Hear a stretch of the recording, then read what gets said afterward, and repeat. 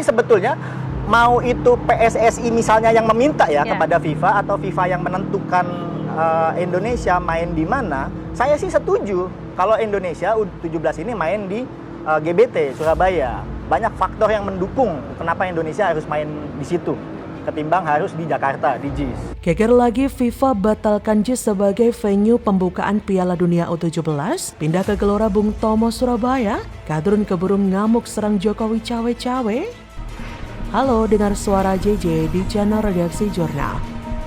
Oleh karena itu memang PSSI dan Menpora khususnya yang mewakili pemerintah harus mampu menjelaskan kepada publik bahwa ini bukan soal politik, ini bukan soal Anies, ini bukan soal like or dislike, tapi ini murni soal bola. Ini soal bagaimana ada ketentuan pertandingan permainan, siapapun negaranya yang menjadi tuan rumah, kalau drawingnya itu kemudian harus dilakukan pertandingan pertama kalinya di Surabaya misalnya, maka pembukaannya pun juga harus di Surabaya. Nah, FIFA lah yang menentukan kemudian grouping-grouping ini main di mana. Grup A ini di mana, grup B ini di mana, termasuk penentuan pesertanya siapa itu melalui mekanisme drawing. Nah, saya tidak tahu ya, ini yang harus dijelaskan kepada PSSI, apakah mereka memiliki kewenangan sebagai host untuk bisa meminta kepada FIFA untuk ditempatkan atau mereka main di mana, atau memang ini sepenuhnya adalah kewenangan FIFA? Pada intinya mereka sangat mengapresiasi maintenance yang kita lakukan seperti itu.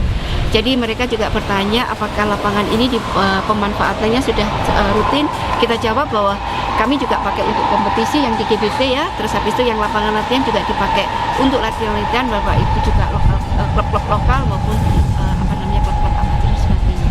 JIS Jakarta International Stadium tidak pernah lepas dari sorotan. Terlihat megah, tapi ternyata menyimpan banyak masalah.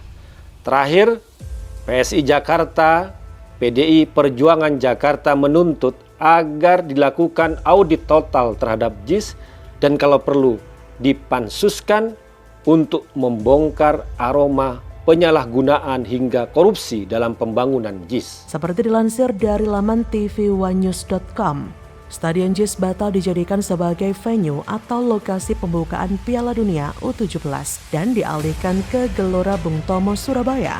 Padahal sebelumnya, Ketua Umum PSSI Erick Thohir sudah memastikan upacara pembukaan Piala Dunia U17 akan digelar di Stadion JIS.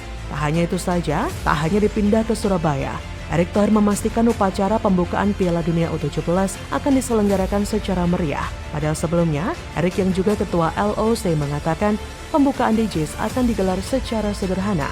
Erick berkata, opening akan sangat menarik karena akan menjadi simbol pertama kali perhelatan Piala Dunia di Indonesia, meskipun levelnya U17.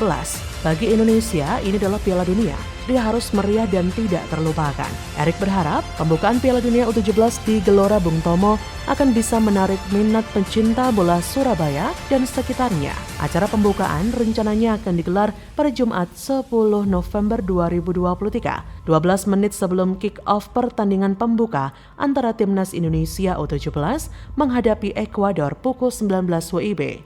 Sebagaimana hasil undian, Timnas Indonesia U17 tergabung dalam grup A yang dimainkan di Stadion Gelora Bung Tomo atau GBT Surabaya. Skuad Asuhan Bima Sakti itu berada satu grup dengan Ekuador, Panama, dan Maroko. Ternyata menurut Budi Setiawan selaku pendiri Football Institute menjelaskan bahwasanya drawing kan sudah selesai dilakukan dan Indonesia bergabung di grup A. Cuma memang yang mengejutkan banyak pihak yang sebelumnya sudah di-announce oleh PSSI ataupun Kemenpora bahwa JIS akan menjadi tempat pembukaan. Tapi ternyata hasil drawingnya menentukan lain. Nah, kemarin ketika sudah disampaikan bahwa hasil drawingnya Indonesia di grup A, lalu mainnya di Surabaya. Kita ini sebagai orang bola atau secara teknikal pernah ada di PSSI ya, sudah langsung kebayang.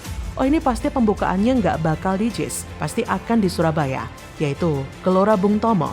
Karena kenapa? Karena Indonesia sebagai tuan rumahnya mainnya di Surabaya di GBT. Jadi nggak mungkin ya main pembukaannya di JIS. Jadi secara teknikal itu non-isu lah. Kenapa dipindah? Nah, ini sebetulnya ada obligasi baik dari pemerintah, dari Kemenpora ataupun PSSI untuk menjelaskan kepada publik yang awam tentang sepak bola.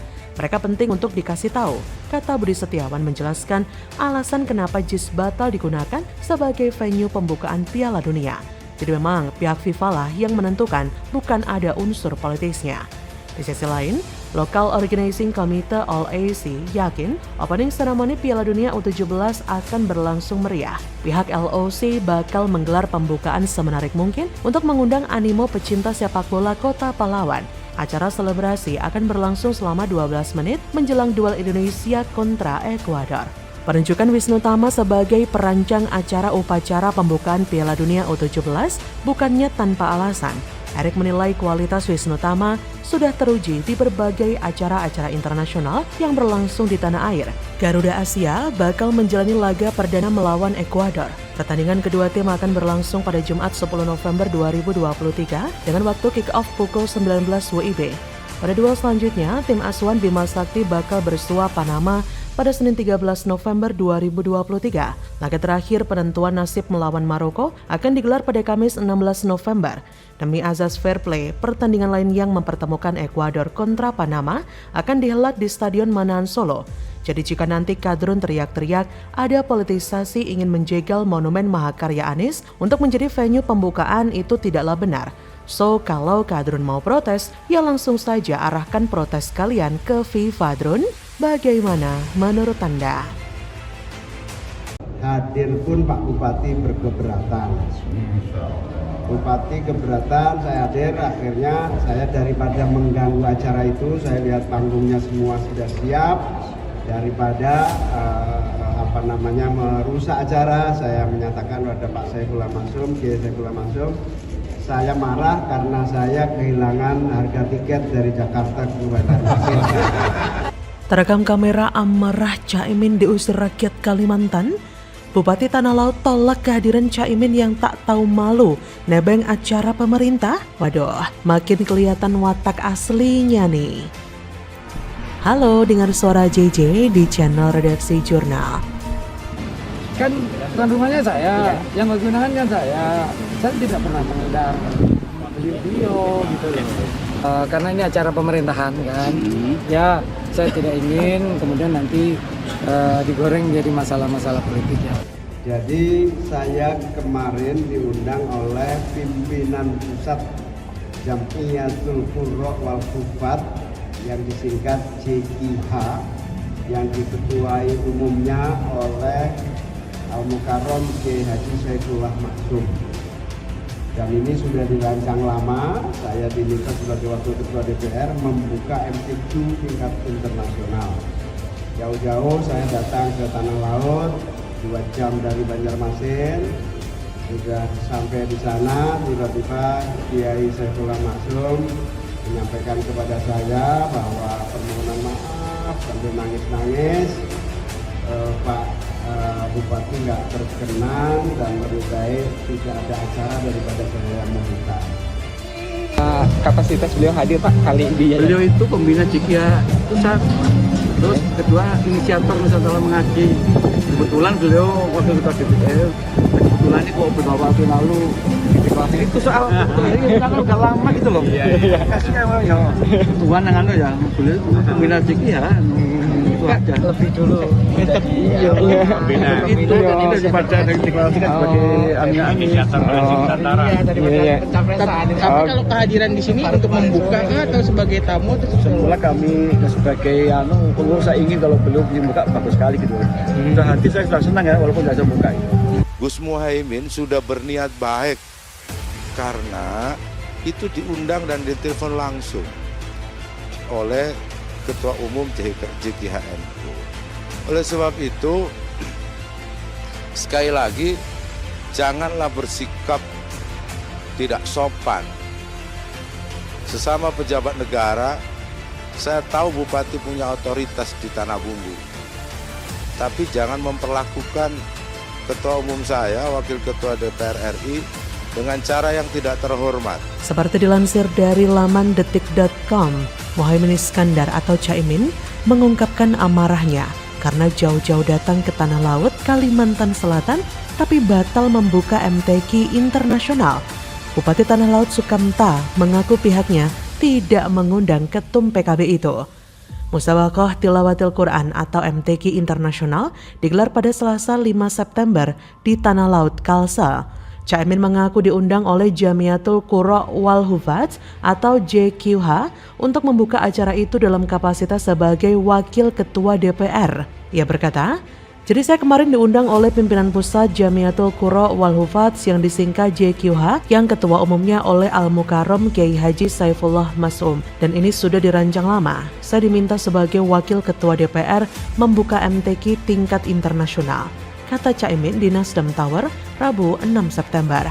Caimin mengaku telah jauh-jauh datang ke Tanah Laut, namun ketika tiba di lokasi, Caimin mendapatkan laporan bahwasanya Bupati Tanah Laut tidak berkenan Caimin membuka acara tersebut. Ia berkata, "Jauh-jauh saya datang ke Tanah Laut 2 jam dari Banjarmasin. Sudah sampai di sana tiba-tiba Kiai Haji Saifullah Mashum menyampaikan kepada saya bahwa permohonan maaf sambil menangis-nangis. Pak Bupati nggak berkenan dan lebih baik tidak ada acara daripada saya yang membuka. Saya bilang ya sudah, kalau begitu acara silakan berlangsung. Saya akan menonton saja, hadir dan menonton, tidak usah membuka," kata Caimin. Setelah itu, Caimin melakukan sholat. Usai sholat, ia diberitahu bahwa Bupati Tanah Laut juga keberatan jika Caimin hadir dalam acara itu. Caimin pun mengatakan kepada panitia bahwa dirinya marah sebab dia telah datang jauh-jauh dari Jakarta ke Tanah Laut dan meluangkan waktunya. Ia berkata, "Saya menyatakan Pak Kiai Saifullah Mashum saya marah karena saya kehilangan harga tiket dari Jakarta ke Banjarmasin. Marahnya saya minta untuk diganti. Yang kedua marahnya saya capek sebetulnya untuk kesini. Kok ternyata sampai di sini sampean nggak jelas mengundang saya. Kalau gitu nggak usah undang saya." Terus bilang ke Pak Saifullah, "Pak Kiai jalan aja terus, tidak perlu ada saya nggak apa-apa. Saya minta bukti bahwa saya pernah kesini. Tolong saya foto di backdropnya saja," kata Caimin. Caimin akhirnya memutuskan untuk pulang. Caimin menekankan tidak ada intimidasi yang ia terima pada acara itu. Ia sempat bertanya kepada panitia kenapa Bupati Tanah Laut menolak kehadirannya. Ia mendapatkan jawaban bahwa sebagian dana dari acara tersebut menggunakan APBD.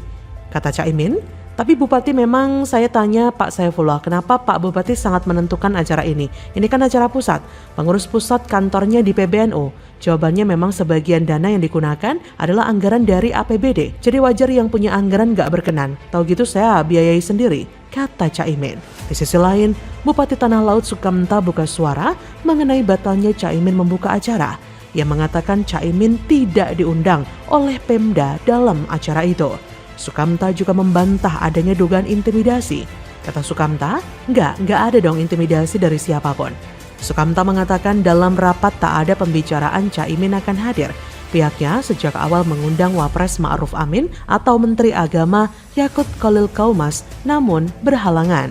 Ia berkata, "Waktu berjalan rapat berkali-kali kita tidak ada kok pembicaraan soal Caimin. Saya nggak tahu apa-apa."